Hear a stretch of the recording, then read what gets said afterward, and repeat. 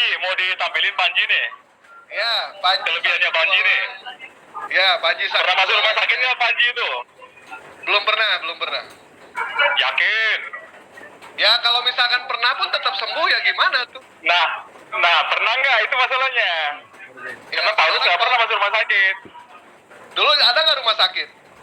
Lah, artinya dia kena patok ular, nggak ada bekasnya, Bang Dewa. Kalau Panji ada bekasnya. Panji ada bekasnya, Bang Dewa. Yang namanya Gitu loh. mujizat itu ya, yang dilakukan oleh para nabi itu tidak bisa dilakukan oleh orang biasa seperti kita. Itulah arti dari mujizat. Kalau misalkan Oke. kalau misalkan Paulus pernah digigit ular tidak apa-apa. Panji sang petualang bukan hanya ular, komodo dia. Sampai komodo sembuh gitu dia. Oke, aku tanya Bang Dewa. Ya. Panji pernah menyembuhkan orang lumpuh atau tidak? Tidak pernah. Nah, ya udah itu bedanya sama Paulus. Ya, Paulus konon katanya membangkitkan orang yang mati, menyembuhkan orang yang mati. Dia punya sapu tangan siapa? Sapu tangan Yesus ya katanya ya. Bukan, sapu tangan bekas dia yang dipakai. Sapu tangannya Paulus dipakai untuk menyembuhkan orang sakit. Itu dua hal yang berbeda, Bang Dewa. Ada satu lagi, dia menghidupkan orang yang mati jatuh dari gedung. Dari gedung. Nah begini. Iya. Orang yang jatuh bukan dari gedung, bangunan tinggi ya, bangunan tinggi ya. Ya. Diri ke bangunan tinggi. Manusia itu belum mati. Belum mati orangnya. Oh, udah mati. Tidak. Di Alkitab katanya udah mati, Bang. Oh, Di tidak. Alkitab udah mati. Orang itu belum mati kalau pengen tahu. Tetapi orang itu sekarat. Orang itu Bang sekarat. Dewa tahu dari mana? Dalilnya ada nggak? Kalau di Alkitab ada dalilnya. Kita pada tampilkan coba dalilnya. Tampilkan dalilnya. Ya, coba coba buka ya. Buka di sebentar. Se. Kisah Para Rasul 20 ayat 8, Bang. Coba dibuka deh. Aku lagi di warung kopi nih, Bang Dewa. Pakai HP pula, nggak bisa share screen nih. Bang Dewa coba buka Kisah Para Rasul 20. Nggak bisa Ayat 8. pakai handphone juga. Nggak bisa pakai handphone juga. Di situ ada keterangan nih kok, Bang Dewa. Orang yang anak muda itu mati dia. Itu ada keterangannya, tulisannya. Tapi sebenarnya nggak mati. Sebenarnya Nggak mati itu dasarnya apa? Apa dalilnya gitu loh, aku ingin tahu. ya baik, kalau misalnya itu gua ngalah begini ya. Kita membandingkan antara apple to apple ya. Di sini antara apa namanya? Antara kelebihan dari Paulus dengan Panji sang petualang di sini. Betul. Boleh. Nah, Oke, boleh. kalau yang namanya mujizat tidak bisa dilakukan oleh orang biasa seperti kita, itulah arti yang namanya mujizat. Kalau bisa dilakukan seperti orang kita, itu namanya bukan mujizat tapi karomah itu namanya. Ya. Karomah. Nah, Panji, makanya saya bilang tadi, Panji bisa nggak menyembuhkan orang lumpuh? tidak bisa. Nah, ya udah itu bedanya, Bang. Kisah Para Rasul 14 ayat 9 sampai 10. Baik, sekarang begini, Paulus pernah nggak gigit komodo? Kok komodo ular dong, ular tudung. Iya, ular tedung, Panji gigit ular. Sekarang Iya, bandingkan yang tapi ada bekasnya kan?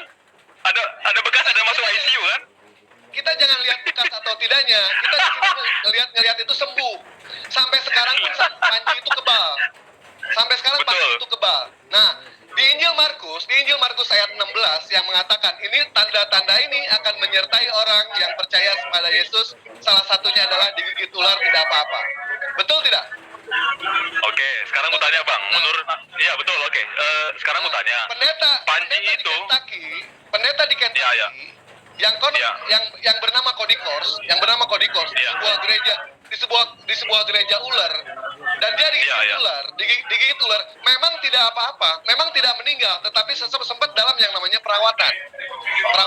Tetapi bapaknya yang bernama Jimmy Kors, seorang pendeta, dan dia meyakini sama yang namanya Injil Markus ini, dia meninggal. 12 nanti ada kan? Yes, Mang apa? Mau beli Redmi Note 9 nih, tapi mahal banget. Teruskan sama anaknya, Kodikors. Nah, sebelumnya itu ada pendeta yang bernama David Brock meninggal karena digigit ular di gereja itu yang sama. Diteruskan sama bapaknya yang bernama Jimmy Kors. Jimmy Kors itu pun meninggal dunia digigit ular. Diteruskan lagi sama anaknya yang bernama Cody Kors, dan Cody Kors pun akhirnya tergigit ular dan dia masuk ICU sampai sekarang lumpuh. Lebih hebat. Ya, terus masalahnya di mana, Bang? Nah, Panji, Tadi kita kan Paulus sama Panji kan, bukan pendeta. betul. Di sini kan membandingkan. Itu kan? Jadi Iya, Paulus jadi dengan Panji. si pendeta ini, Bukan pendeta. Oke, sekarang nyari kan yang tidak ada di sini, ya kan? Kalau gua kan di sini kan membandingkan antara digigit ular. Tetapi kelebihan yang lain dari siapa? Dari Paulus bisa menyembuhkan orang yang sakit, bisa membangkitkan orang yang mati. Nah, sekarang kelebihan dari Panji digigit komodo pernah, tetapi tidak apa-apa. Paulus pernah nggak digigit komodo? Digigit komodo tidak apa-apa. Itu nggak ada tertulis di Alkitab, Bang. Aku nggak berani nebak-nebak aku. Kalau misalkan nggak ada tertulis di situ, berarti kita kan jangan nyari yang tidak ada. Kita nyari yang ada dulu. Berapa kali Panji digigit sama ular? Dan berapa kali Paulus digigit sama ular? Berbekas ya. Dan berbekas. Nggak masalah berbekas juga. Yang penting sembuh. Iya. Sepakat, Bang. Nah, Oke, sekarang Bang Dewa aku tanya. Iya, aku tanya. Menurut Bang Dewa, Panji itu misalnya kebal ya, dia digigit ularnya langsung sembuh. Menurut Bang Dewa itu dari mana kemampuannya itu? karunia itu, karomah, kelebihan seseorang kan begitu. Iya. Bukan mujizat, itu bukan mujizat itu. Betul, karena memang aku lihat di YouTube-nya dia kata pertolongan Tuhan sama doa ibunya kalau nggak salah ya. Ya itu kalau dari Tuhan sih itu sudah pasti, kalau dari Tuhan. Iya. Alhamdulillahnya Panji ini beragama Islam. Kalau misalkan Panji beragama Kristen, pasti digembar-gembor. Iya, betul, Larinya. beragama Muslim. Coba kalau misalkan beragama Kristen, ini jadi masalah ini. Jadi masalah. Sama dengan Mayor. Mayor. Sama Gimana Pak? Sama Mayor kenapa Pak? bisa membesarkan ular. Bisa membesarkan ular itu. Bang Dewa harus dibawa ke sana tuh Pak. Bang Dewa harus dibawa ke sana tuh. Oh, nggak usah. Bang Dewa harus dibawa ke sana Pak. Perlu itu. Kalau Dewa nggak perlu kayak gitu. Dewa bersyukur dengan apa yang diberikan sama Allah Subhanahu Wa Taala. Kita diberikan seperti Amin. itu. Kita diberikan seperti itu. Jangan pernah kita yang namanya. Justru kita harus banyak. Pasrah dan bersyukur ya. Ya, Pasrah dan bersyukur ya. Berserah diri ya. betul. Bukan berserah diri, bersyukur. Oh bersyukur. Kita bersyukur. Amin. Muslim. Berserah diri itu Muslim. Oh gitu. Aslama yuslimu islamain gitu ya. Wah, salah lu ngomongnya. Oh salah. Yang benar tuh apa Bang? Wah, udahlah. Ya udah. Sekarang gimana? Mau bahas apa lagi kita? Udah itu aja kan? Masalah mujizat kan? Aja. Berbanding aja. Jadi sama ya. Jadi mujizat itu Beda, Bang. Mujizat itu tidak bisa dilakukan oleh orang biasa. Tidak bisa. Mujizat itu Dan hanya terbukti. bisa dilakukan oleh nabi. Dan terbukti tadi Paulus kan menyembuhkan orang lumpuh kan, Panji nggak bisa gitu loh, itu kan beda. Dan terbukti juga Panji digigit komodo nggak apa-apa. Sementara Paulus belum pernah digigit komodo. Betul? Nggak ada tertulis di kita sih Bang, aku nggak tahu soal itu. Makanya. Komodo tuh. Jadi jangan nyari yang nggak ada. Kita cari yang ini apple to apple. Apple to apple. Siap. Betul? Siap. Ah. Siap Bang Dewa. Ya. Ngopi-ngopi dulu lah. Jadi cuma begitu aja. Nah, gimana Bang Dewa mau gimana? Nanya apa lagi? Oh, Masih ada kesaksian apa lagi nih? Oh, saksi mah banyak. Oh gitu. Oh. Kira-kira sanksi kenapa dengan Paulus? Dengan Paulus kenapa kira-kira sanksinya? Ini aja, kita masuk ke Injil Markus saja. Injil Markus. Minum racun Markus maut gimana, tidak Bang? apa-apa. Minum racun maut tidak apa-apa. Gimana tanggapannya? Minum racun maut? Ya. Wah, aku belum baca tuh Bang. Bisa dibacain nggak kalimatnya? Aduh. Mendingan Aku belum gini baca aja. tuh. Bang Ginting baca dulu Bible semua lah. Ya. Baru Bang Waduh. Ginting. Jadi jangan sampai begitu loh Bang. Pada saat kita mau berdiskusi, Bang Ginting itu ketika ditanya nggak tahu. Jadi Oh, Gua enggak. mau ngeledek gimana? Enggak, Apa gini nggak bang. tahu? Ya gini, biasanya kita juga kalau berminggu nih ya, sorry ya, jadi kalau kita ibadah tuh, biasanya itu udah dikasih itu bang, kira-kira nanti yang dibahas minggu depan tuh apa, kita pelajarin, kira-kira begitu bang, karena memang terus terang kalau saya pribadi, saya belum baca semuanya bang, satu Alkitab itu, belum baca Nah, saya. sekarang baca dulu. Jadi Baca biasanya dulu. saya ambil yang nats-nats yang bisa menumbuhkan saya aja sih, yang berhubungan gitu aja biasanya. Jangan pilih-pilih seperti Nah, itu kayak kemarin kan Bang. Nah, Didi itu. bilang, Oh, ayat itu Nah. saya nggak setuju. Ayat itu saya nggak setuju. Berarti kan Bang Giting menolak sama ayat itu. Nggak setuju yang mana Ya bang? kan? Aku nggak ada ngomong gitu.